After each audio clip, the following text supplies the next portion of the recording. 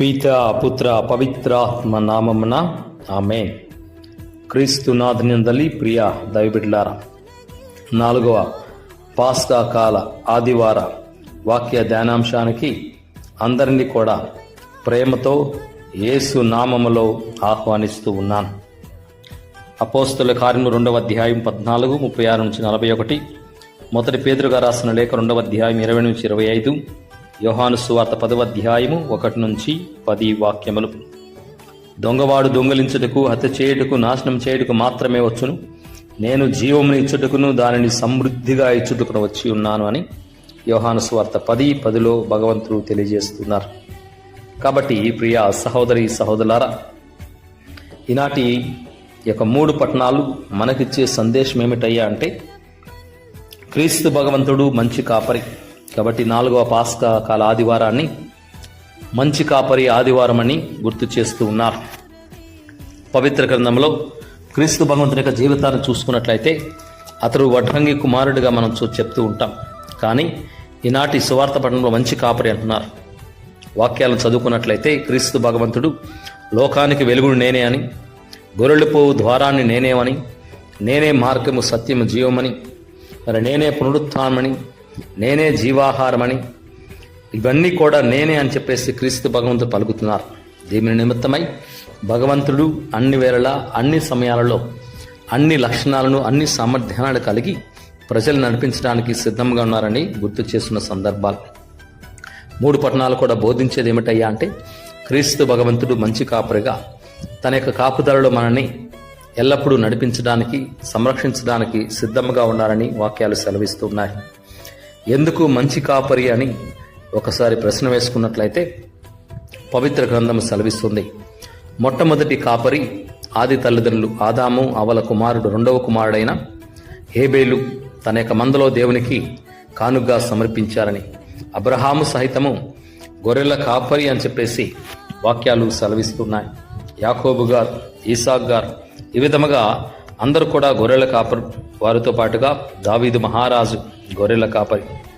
ఈ విధంగా చెప్పుకున్నట్టు పోతే పవిత్ర గ్రంథంలో దేవుని యొక్క మాటను ఆలకించిన వాళ్ళు గొర్రెల కాపరులుగా చూస్తూ ఉంటాం. మరి గొర్రెల కాపరుకున్న లక్షణాలను మనం ఒకసారి ధ్యానించుకున్నట్లయితే ప్రభైన దేవాదేవుడు 5 లక్షణాలను గుర్తు చేస్తున్నారు. మొట్టమొదటిగా గొర్రెల కాపరి ఆ యొక్క గొర్రెలను రక్షించే రక్షకుడు. 2వది అనారోగ్యం పాలైనప్పుడు, లేకపోతే అవయవాలు పాడైపోయినప్పుడు వాటికి కట్టుకట్టి రోగాలు నయం చేసే పరమ వైద్యుడు. 3వదిగా పేరున పిలిచే ఆ యొక్క తల్లిదండ్రుల వంటి వాడు. 4వదిగా వారి యొక్క వాసనను తెలిసినవాడు, గొర్రెల యొక్క వాసన తెలిసినవాడు. అంటే వారి కష్టాలు, బాధలు, సుఖాలు, సంతోషాలు అన్నిటిని కూడా తెలుసుకున్నవాడు.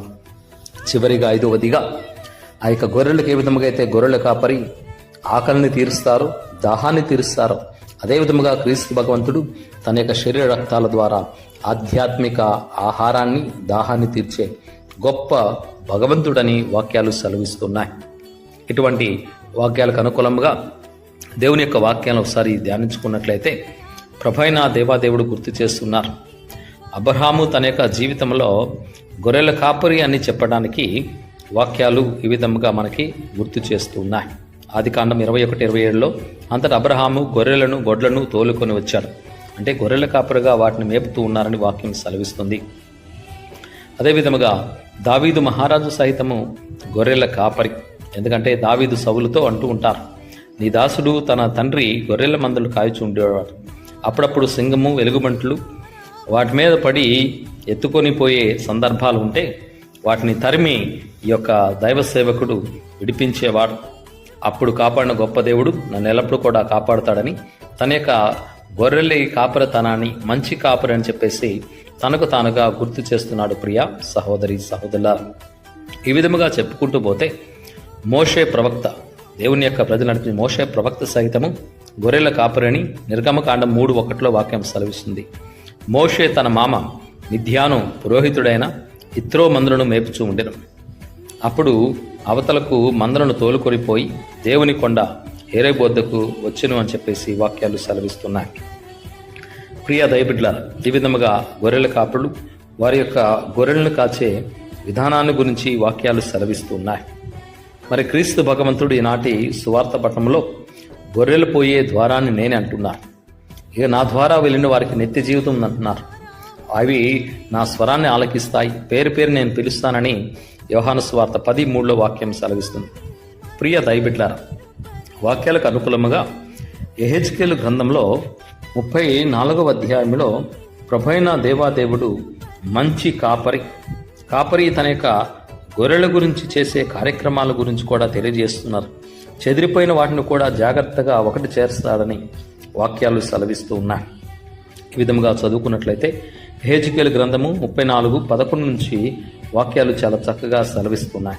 వాటన్నిటిలో భగవంతుడు వాటిని చక్కనైన గడ్డి బీడు దగ్గర తీసుకువెళ్ళి వాటికి కావలసిన ఆహారాన్ని ప్రసాదిస్తారు. మరి చక్కని నీటిని వాటికి దయచేస్తాడని వాక్యం సెలవిస్తుంది. అదే విధముగా 15వ వాక్యం చదువుకున్నట్లయితే, నేనే నా గొర్రెలను మేపుదను, వానికి విశ్రమ స్థానమును చూపిద్దను, ఇది ప్రభువుడైన నా వాక్కు అంటున్నారు. తప్పిపోయిన వాటిని మళ్ళీ తీసుకొని వస్తాను, గాయపడితే కట్టుగడతాను, రోగం తలితే జబ్బు నయం చేస్తాను. ఈ విధముగా భగవంతుడు తెలియజేస్తూ చివరగా ఏమంటారయ్యా అంటే 31వ వాక్యంలో, నా గొర్రెలారా మీరు నేను మేపు మంద, నా ప్రజలు నేను మీ దేవుడును, ఇదే యావే ప్రభుడు అయిన నా వాక్కు అని చెప్పేసి దేవాదేవుడు ముందుగానే మనందరము గొర్రెలమని, అతడు మన యొక్క మంచి కాపరి అని వాక్యాల ద్వారా గుర్తు చేస్తున్నారు. ప్రియ సహోదరి సహోదరులారా, కాబట్టి వాక్యానుసారం 23వ కీర్తనలో ప్రభువైన దేవుని యొక్క అనుగ్రహాల ద్వారా కీర్తనాకారుడు అంటూ ఉన్నారు, ప్రభువే నా కాపరి, యెహోవా నా కాపరి, ఇక ఏ కొదవ లేదు అని వాక్యం సెలవిస్తుంది. ఆయన పచ్చిక బట్టల్లో విశ్రింపజేస్తాడు, శాంతికరమైన జలముల వద్దకు నన్ను నడిపిస్తాడని. అటువంటి దేవుని యొక్క అనుగ్రహాల ద్వారా మనము కూడా దేవాదేవుడు మన కాపరిగా ఉంటాడని, తన యొక్క కాపరత్వంలో మనందరం కూడా దేవుని కృపకు పాత్రలయ్యే విధంగా జీవితాన్ని కొనసాగించాలని మన ప్రార్థన ఉండాలని దేవాదేవుడు సెలవిస్తున్నారు. దర్శన గ్రంథము 3వ అధ్యాయము 20 వాక్యంలో ఈ విధముగా సెలవిస్తున్నారు, వినండి, నేను మీ యొక్క హృదయపు ద్వారాల వద్ద నుండి తలుపు తట్టుచు ఉన్నాను. ఎవరైతే ఆ యొక్క తలుపును తీస్తారో నేను లోపలికి వస్తాను. ఎవరైతే స్వరాన్ని విని తలుపు తెరుస్తారో లోపలికి వచ్చి వారితో భుజిస్తాను, వాళ్ళు కూడా నాతో ఉంటారని వాక్యం సెలవిస్తుంది. కాబట్టి ప్రియ సహోదరి సహోదరులారా, గొర్రెల వలె మనం కూడా దేవుని యొక్క స్వరాన్ని వినడానికి ప్రయత్నాలు చేద్దాం. ఎంతమంది ఆ గొర్రెల కాపులు వచ్చి గొర్రెలు పిలిచినా కానీ సొంత వాడి యొక్క స్వరాన్ని మాత్రమే వింటాయి. మరి మనం కూడా ఆ క్రీస్తు భగవంతుని యొక్క స్వరాన్ని వినడానికి మన యొక్క మనస్సు మరి ఎల్లప్పుడూ కూడా జాగ్రత్తగా ఉంటుందా?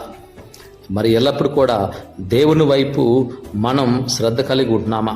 తన యొక్క స్వరాన్ని వినే ఆ యొక్క గుణగణాలు మన యొక్క హృదయంలో ఉంటున్నాయా లేవా హృదయ పరిశీలన చేసుకోవాలి.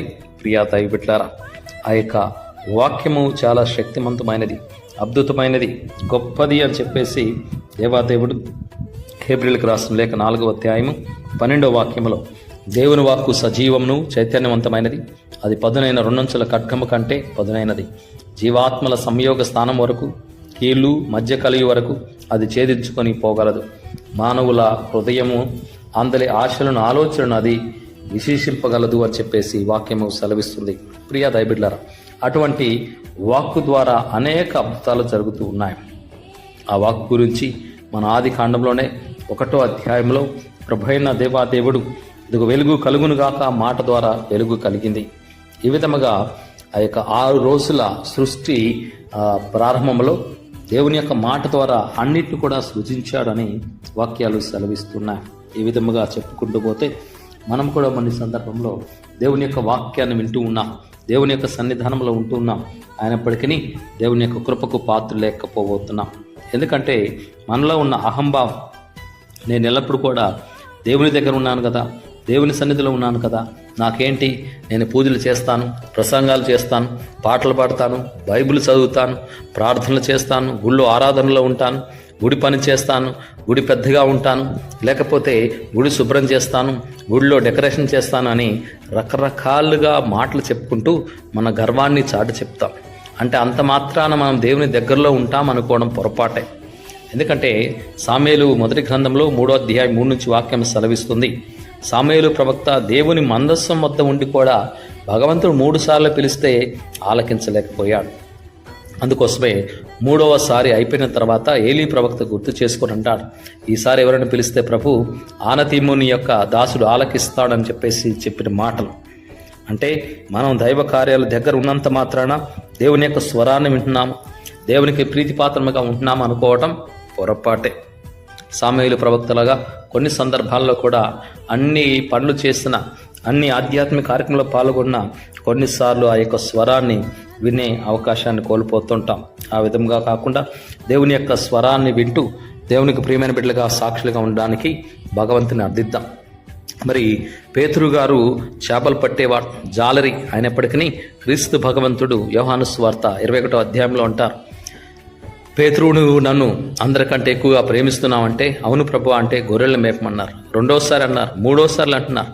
ఆ విధముగా అతడు కథోలిక శ్రీ సభలో మొట్టమొదటి ఆధ్యాత్మిక కాపరిగా, పోపుగారిగా, సంఘానికి అధిపతిగా, మన యొక్క సంఘాల్లో కూడా కాపరులుగా భగవంతుడు ఏర్పాటు చేశారు.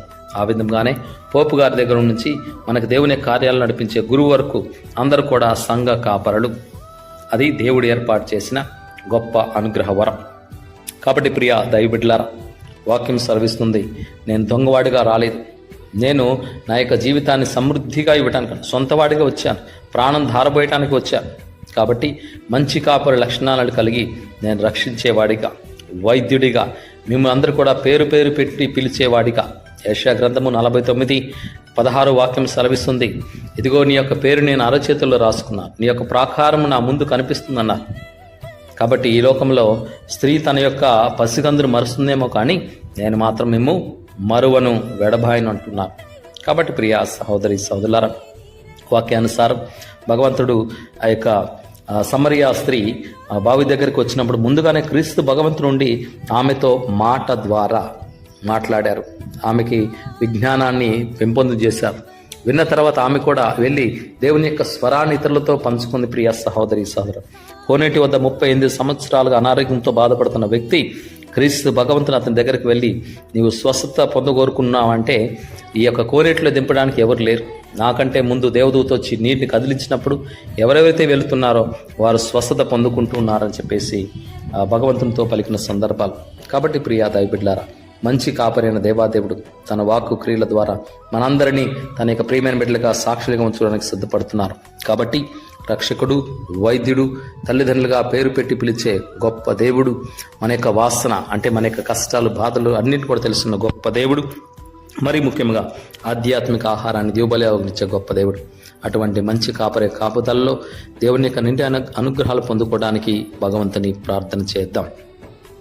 వాక్యాన్ని విన్న ప్రతి ఒక్కరూ వారందరి కుటుంబాన్ని భగవంతుడు దీవించుదురుగాక. ఆమేన్. ప్రభు మీతో నుందురుగాక, నీ ఆత్మతోనూ ఉందురుగాక. సర్వశక్తి గల సర్వేశ్వరుడు పితాపుత్ర పవిత్ర ఆత్మదేవుడు వాక్యాల ద్వారా మనందరిని దీవించుదురుగాక. ఆమేన్. Praise the Lord. హల్లెలూయా, హల్లెలూయా, హల్లెలూయా.